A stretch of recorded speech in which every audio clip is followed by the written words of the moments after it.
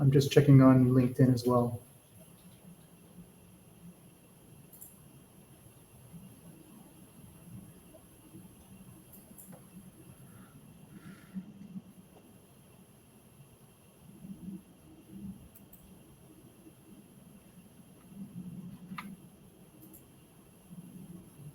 Okay. Okay. Well, good day, everyone, and welcome. And thank you for joining us for the first event in our executive webinar series, How CIOs and CTOs Deal with Digital Transformation and Overcoming Legacy System Challenges. My name is Sam Umani. I'm the moderator. In today's fast-paced business environment, CIOs are under growing pressure to adapt quickly and stay agile and make critical decisions with great precision. That's why we launched this series, to help technology leaders like you turn today's challenges into tomorrow's competitive advantages by leveraging the right technology strategies. Okay. Our first session is all about what's top of mind for every CIO and CTO right now: digital transformation and overcoming legacy system challenges. We'll explore four of the most pressing points technology leaders are facing today: struggling to modernize the outdated legacy systems, employee resistance to change in digital transformation initiatives, unclear ROI for digital transformation and investments, and the lack of a strategic IT alignment with business growth.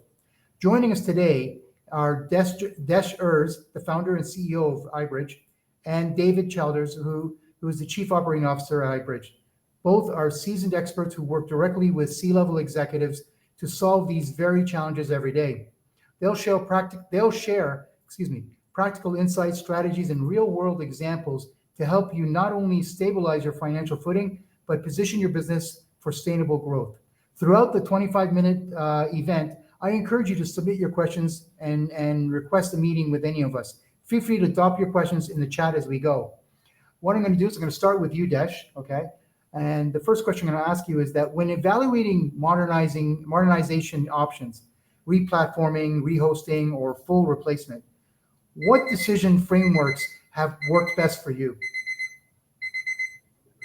Thank you, Sam. Thank you for hosting the session. And I hope that by the time we're done with the session, people will sort of understand the impact legacy systems are having on our world today, especially in the world of technology, right? So there's a lot of conversation about what is a legacy system, right? And there's a lot of conversation about the use and the penetration of legacy systems.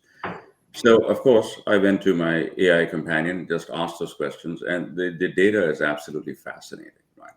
So the first question is, sort of how do you define a legacy system for the audience, right? And it is around the conversation of outdated compared to modern technologies. That's a very vague representation, but let me give you some more data behind that, right? These systems often lack vendor support, security updates, and integration flexibility. Consumes a disproportionate portion of the share of the IT budget due to high maintenance costs. Try and find a COBOL programmer today. Creates big problems with scalability, agility, and security risk. Think of the opium hack, right, at the government, right? Think about the impact of the opium hack, right? And, when you think about this, again, classic examples, mainframe-based banking systems are in COBOL, outdated ERP solutions that haven't been upgraded, on-premise custom-built applications that cannot integrate with cloud-native tools. So that is some broad definitions, right? And when I asked the question about use globally, it was even more fascinating. Financial services, 43% of banks still rely on COBOL-based mainframes, some over 40 years old. Let that sink in for a moment, right? Globally, these support 3 trillion in daily transactions.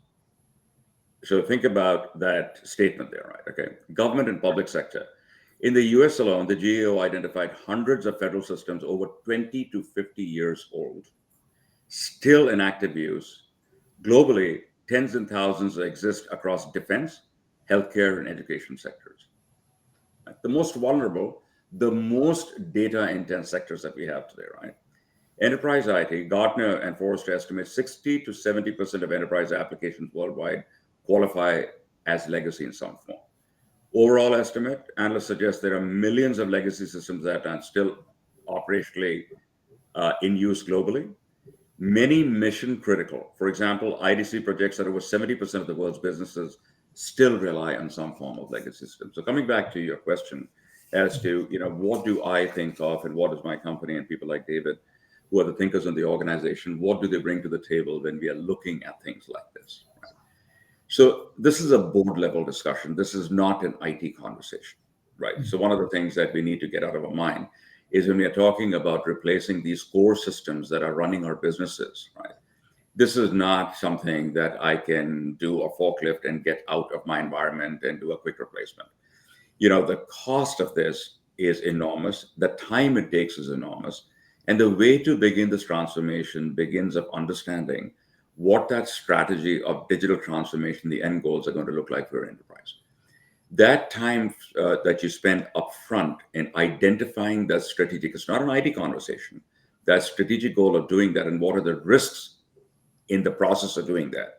That needs to be laid out very, very carefully, debated and discussed, and many times argued upon, right? Because there are two sort of blocks of people that you're going to find in that conversation. One is the business risk, the time it takes, and the cost it's going to take, right? And so the first step that I would say is sitting down and mapping out a strategy. Understood. David, anything you'd like to add to that?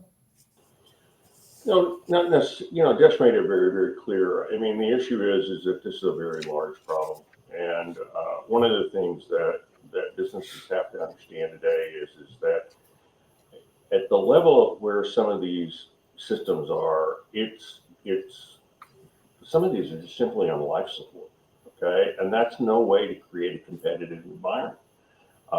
This is about being able to have technology support your business and to be able to help your business be sustainable and successful. And if your systems are in some of the cases that Desh describes, it's very, very difficult to be able to pivot and to react in a business environment, the one we exist in today, that is full of rapid change and consumer demand. Right. Yeah. Well, David, let me turn this question to you here. Digital transformation isn't just about tech, it's about people. What strategies have you used to overcome employee resistance to and build buy-in? Well, Sam, I think that, frankly, digital transformation isn't any different than any other kind of transformation. People react poorly when they feel like something is imposed on them. Oh, you're going to go do this system. The best advice I can give anybody in terms of any kind of transformation that you're working with is to be able to get people to understand that this transformation is done with them as part of the process. And you have to do the simple things. You have to build the right kind of team. You have to over communicate. And very frankly, the best thing that you can do is take your biggest skeptics and make them part of the planning process. Because it's much better to have their voice vocal on the outside than it is undermining the efforts that you're trying to make. But we're in a different world right now, and that is that a lot of this transformation involves AI. And AI changes the game completely because the transition of artificial intelligence opens up a totally different set of emotions. When you start talking artificial intelligence within the workforce, the first thing people think about is losing their jobs. So now you're working with this anxiety. Well, do I really want to support this? How do I really be able to make this work? Is this good for me? That's a bad place to be able to start this. One of the strategies that you can deploy in this today is there are several AI agents available. We're a Microsoft shop, so I'll talk Copilot. But engaging your employees in the opportunity to be able to use Copilot and to understand the advantages and the benefits that AI can bring to their daily lives can soften that blow of understanding what AI is. Most people don't understand what AI does. And when you start to introduce AI, this emotion comes out now because you're saying to that individual, if you will, in terms of that, is that the technology was bad. We're bringing the technology that's good. Okay. Your expertise is not valued because we've got something better. Okay. And everything that you did before is now being questioned. Okay. Because we're bringing in this agent. There's an emotion there that you have to deal with. So change isn't different just because it's technological. But I will tell you that when you introduce AI, you open up an entire layer of emotion that hasn't been seen before. Oh, very impressive. Okay, that's very insightful. Thank you, David. Dash, have you ever had a project where the ROI was unclear up front, but it became obvious Yeah, later? What did you learn from I'll that? give you a great example. So, a large Silicon Valley firm, 300 odd people in just their HR organization that is managing the global HR, 6 core systems. Uh, they are looking at this and saying, we need to transform, we need to transform. The rest of the organization has sort of reached the transformation pivotal point. HR is lagging behind. And we sat down to the CHR of the organization, and this is a very bright person who looked at me and said, Dish, we have got one of the big four working with us. What I don't want is I spend, $6-7 million in the transformation process, and then I spend the next 4 years correcting the transformation process because we never figured it out up front. What the capabilities of our team are, and what is our understanding of our people that run the HR, a part of the HR organization, right? So assessing the understanding of the people of the core systems that they're actually running. Everybody uses systems, right? Everybody uses them. They use them very efficiently, and most of the UI side is done very, very well. The problem is the backend stuff, right? And not understanding the backend stuff and how they interconnected the layers are, et cetera, can become a problem. And that is where that ROI. It's a very good question that you asked. David talked about change management, right? Trying to identify the ROI upfront, which in this case was done primarily by the board level, the CEO, and all the other people at the executive team level. They had, if it's not a fear for them, it was a requirement for them, right? Their business was moving so fast. This company actually played a big part in cybersecurity. And for them, it was like, we can't exist in the environment. They were not a legacy driven environment, but they were not a digitally transformed driven environment, right? So identifying that and saying that we know that we're going to miss a few things here and there, that's okay. But over the long haul, this is a value to the enterprise. And they had defined that in broad strokes, and they actually worked towards that. So that was something that I thought was very cool that the folks did out there, is really understand their people capabilities.